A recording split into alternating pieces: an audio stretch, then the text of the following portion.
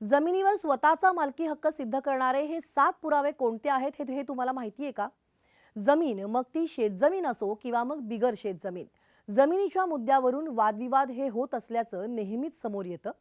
आता हेच पहा ना, इतकंच काय तर याच मुद्द्यावरून राज्यभरात लाखो खटले सुद्धा प्रलंबित आहेत. बऱ्याचदा तर असं होतं की जमीन कसणारा एक पण प्रत्यक्षात मालक मात्र दुसराच निघतो. आणि मग त्यामुळे जमिनीच्या मालकी हक्काविषयी वाद निर्माण होताना दिसतात. तसे जर वाद निर्माण झाले तर संबंधित जमीन ही आपल्याच मालकीची आहे हे सिद्ध करण्यासाठी जमिनी संबंधीचे काही पुरावे हे कायमस्वरूपी जतन करून ठेवणं गरजेचं असतं. हे 7 पुरावे नेमके कोणते आहेत पाहूयात. नंबर 1, खरेदी खत. जमीन खरेदी विक्रीच्या व्यवहारात जमिनीची मूळ मालकी सिद्ध करण्यासाठी एक कागद अवश्य पाहिला जातो आणि तो म्हणजे खरेदी खत. खरेदी खत म्हणजे जमिनीच्या मालकी हक्काचा प्रथम पुरावा समजला जातो आणि यावर जमिनीचा व्यवहार हा किती तारखेला किंवा कोणत्या दोन व्यक्तींमध्ये किंवा किती क्षेत्रावर आणि किती रुपयांना झालेला आहे याची सविस्तर माहिती या कागदावरती असते. खरेदी खत झालं की ती माहिती फेरफारवरती लागते आणि मग सातबारा उतार्यावरती जमीन मालकाची नोंद होते. आता पाहूयात नंबर 2, सातबारा उतारा. शेतजमीनचा सातबारा उतारा हा जमिनीच्या मालकी हक्काचा सगळ्यात महत्त्वाचा उतारा आहे. गाव नमुना 7 मध्ये शेतकऱ्याकडे किती जमीन आहे, त्याचा किती जमिनीवरती अधिकार आहे हे नमूद केलेलं असतं आणि सातबारा उतार्यावरती भूधारणा पद्धत ही नमूद केलेली असते. यावरून जमिनीचा खरा मालक कोण त्याची ओळख पटण्यास सुद्धा मदत होते. भोगवटादार वर्ग 1 या पद्धतीमध्ये अशा जमिनी येतात आणि ज्यांचं हस्तांतरण करण्यावरती शासनाचे निर्बंध नसतात ते शेतकरीच या जमिनीचा मालक असतो. भोगवटादार वर्ग 2 मधील जमिनींचं हस्तांतरण करण्यावरती शासनाचे निर्बंध आहेत. सरकारी अधिकाऱ्याच्या परवानगीशिवाय या जमिनीचं हस्तांतरण होत नाही. तेव्हा तिसऱ्या प्रकारच्या जमिनी या सरकार या प्रवर्गामध्ये मोडतात. या जमिनी सरकारी मालकीच्या असतात आणि चौथ्या प्रकारात सरकारी पट्टेदार जमिनी येतात. यामध्ये सरकारी मालकीच्या पण भाडे तत्वावरती दिलेल्या जमिनी असतात. या जमिनी 10, 30, 50 किंवा मग 99 वर्षांच्या मुदतीसाठी भाडे तत्वावरती दिल्या जातात. आता सरकारनं डिजिटल स्वाक्षरीचा सातबारा उतारा ऑनलाईन सुद्धा उपलब्ध करून देण्यास सुरुवात केलेली आहे. त्याचा देखील तुम्ही लाभ घेऊ शकता. त्यामुळे दरवर्षी अपडेटेड सातबारा उतारा काढणं हे कधीही सोयीस्कर ठरतं. आता पाहूयात नंबर 3, खाते उतारा किंवा 8अ.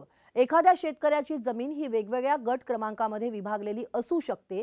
त्यामुळे या सगळ्या गट क्रमांकामधील शेत जमिनीची जी माहिती आहे ती माहिती एकत्रितपणे 8अ म्हणजेच खाते उतार्यावरती नोंदवलेली असते.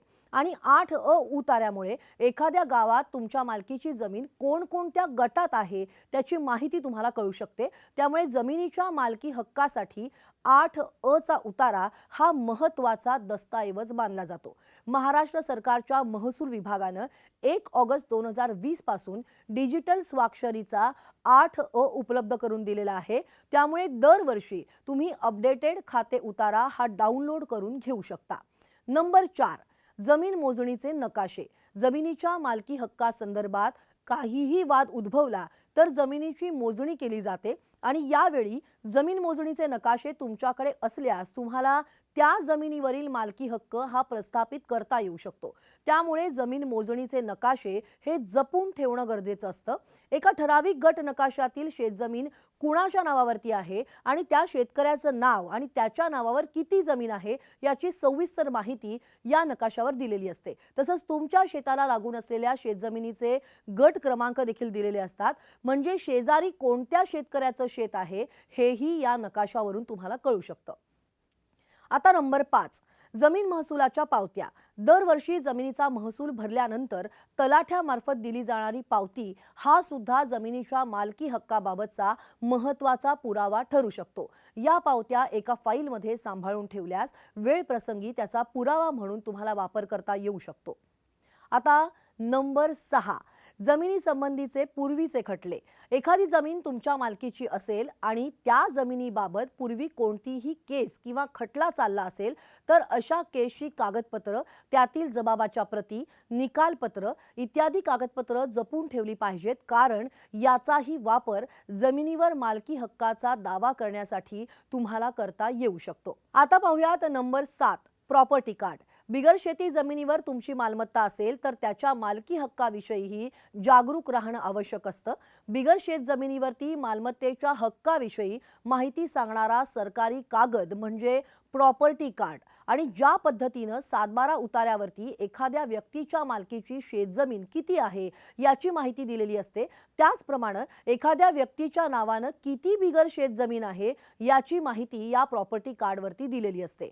तेव्हा बिगर शेतजमीन क्षेत्रात एखाद्या व्यक्तीच्या नावावर किती स्थावर मालमत्ता म्हणजेच घर, बंगला, व्यवसायाची इमारत आहे याची सगळी माहिती ही प्रॉपर्टी कार्डवरती नमूद केलेली असते. त्यामुळे बिगर शेतजमीन क्षेत्रातील स्थावर मालमत्तेचा पुरावा म्हणजे प्रॉपर्टी कार्ड होय. बिगर शेती क्षेत्रात घर असेल तर संबंधित व्यक्तीनं घरपट्टी भरल्याच्या पावत्याही सांभाळून ठेवाव्यात, कारण घराच्या मालकीविषयी जर वाद निर्माण झाला तर त्यांचा पुरावा म्हणून तुम्हाला वापर करता येऊ शकतो. तेव्हा ही जी सगळी माहिती आहे ही सगळी माहिती तुम्हाला नक्की उपयोगी पडणारी आहे. हे जे 7 पुरावे आहेत याचा वापर तुम्ही नक्की करू शकता. तेव्हा ही माहिती तुम्हाला कशी वाटली हे कमेंट बॉक्समध्ये सांगायला विसरू नका आणि हा व्हिडिओ जास्तीत जास्त शेअर करा.